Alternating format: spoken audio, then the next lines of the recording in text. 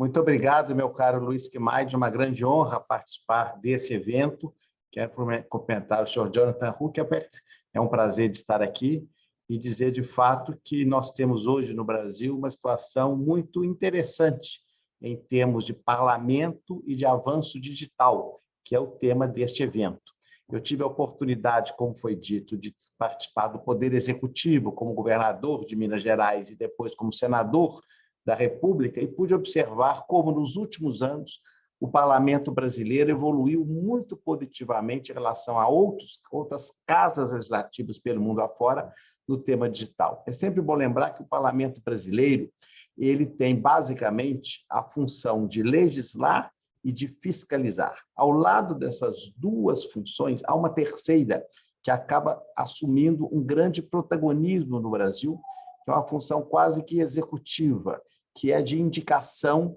de emendas, obras, serviços a favor das comunidades que os parlamentares representam. Isso acaba absorvendo grande tempo dos parlamentares, porque eles são muito demandados pelas suas bases. E, portanto, é muito importante que o Congresso Nacional tenha uma sólida estrutura de acompanhamento de todos esses procedimentos, de todos esses processos, inclusive do ponto de vista digital, e inclusive de transparência e de acompanhamento por parte dos cidadãos, que são instituições, são instrumentos, melhor dizendo, que aqui no Brasil, no nosso Congresso, já estão bem avançados. É interessante observar que, enquanto eu era senador e participava das reuniões da União Parlamentar Internacional, quer em Genebra, quer em diversas cidades do mundo, tive a oportunidade de apresentar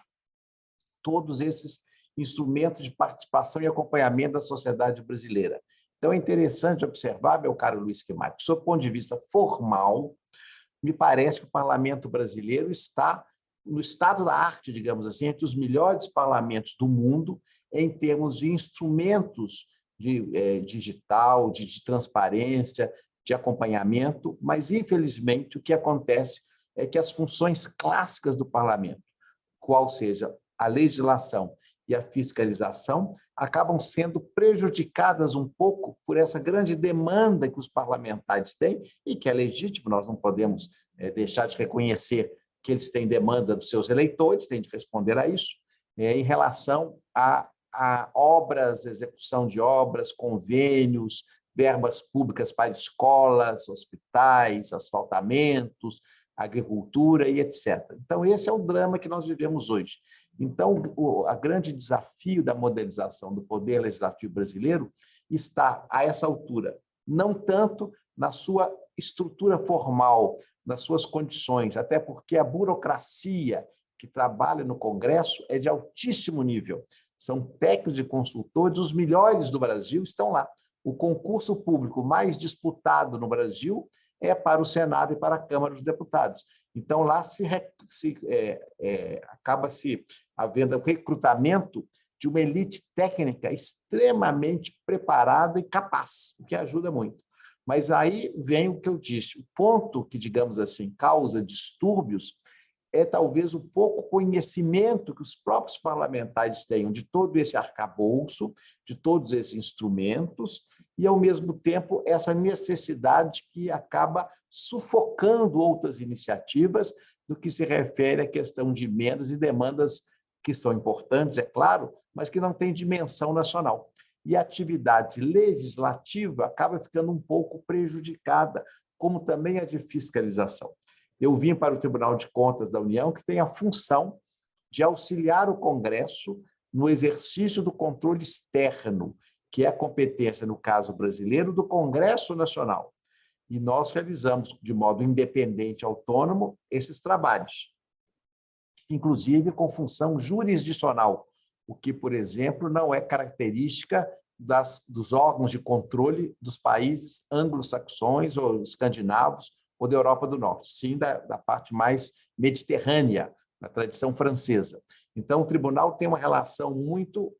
próxima, muito fraternal com o Congresso Nacional e também com um corpo técnico muito preparado e levando conhecimento de processo, de auditorias, de acompanhamento e avaliação de políticas públicas, que muito ajudaria para o aperfeiçoamento do processo legislativo. Porque no momento que os parlamentares têm acesso a informações as mais precisas que o tribunal fornece e o seu corpo técnico avalia, nós teríamos, eu acho, um campo grande para avançarmos em inovação legislativa, de qualidade das políticas públicas e, inclusive, da fiscalização das políticas públicas, algo que o nosso Congresso, a meu juízo, claro, uma observação mais acadêmica, ele ainda pode avançar muito, porque existem instrumentos legais para tanto. Não estou me referindo aqui às comissões parlamentares de inquérito, às CPIs, que são sobre fatos determinados, mas sim um processo permanente de avaliação da qualidade das políticas públicas e dos resultados dessas políticas. E, para isso, insisto, nós já temos meios digitais, de internet, eletrônicos, da área da computação, perfeitamente adequados para fazê-lo. O que precisamos, de fato, é unirmos todas essas capacidades para, de fato, permitirmos ao parlamentar, em conjunção com o Executivo e, é claro, também com o TCU, apresentarmos essas inovações e colocarmos dentro, vamos dizer assim, das prioridades dos parlamentares brasileiros esse tema, que é exatamente o tema do avanço, o tema do progresso, do desenvolvimento, de uma visão mais ampla, mais holística, como se diz, do desenvolvimento e do planejamento, não, claro, não afastando aquelas emendas, as questões mais locais, mas mostrando a importância de uma visão do todo e do macro, com recursos suficientes, especialmente para o planejamento integrado e plurianual, que aqui concluo dizendo que, infelizmente, no Brasil, ao contrário de outros países já desenvolvidos, nós não temos muita cultura do planejamento, nós ficamos sempre um pouco apressados, pensamos no imediato. Isso prejudica o desenvolvimento das políticas públicas, que demandam tempo. O congressista também ele é movido com essa ideia de rapidez. Ele quer o resultado para ontem e, lamentavelmente, isso não consegue ocorrer e ele acaba desistindo daquilo que, eventualmente, demorará mais tempo, porque ele pensa consigo mesmo, ora, eu não vou receber os frutos dessa ação, o que é um engano, que é claro que vai, porque ele será o pai daquela ideia, daquele projeto, daquela iniciativa. Então, uma modificação, talvez, dessa cultura seja muito importante, porque o instrumental constitucional, formal, normativo, e o instrumental técnico, nós já temos para fazer ambas as coisas. Então, faço aqui esse panorama inicial para responder, meu caro Luiz, às indagações de todos que queiram se manifestar e, mais uma vez, agradecimento pela oportunidade de participar desse evento. Muito obrigado.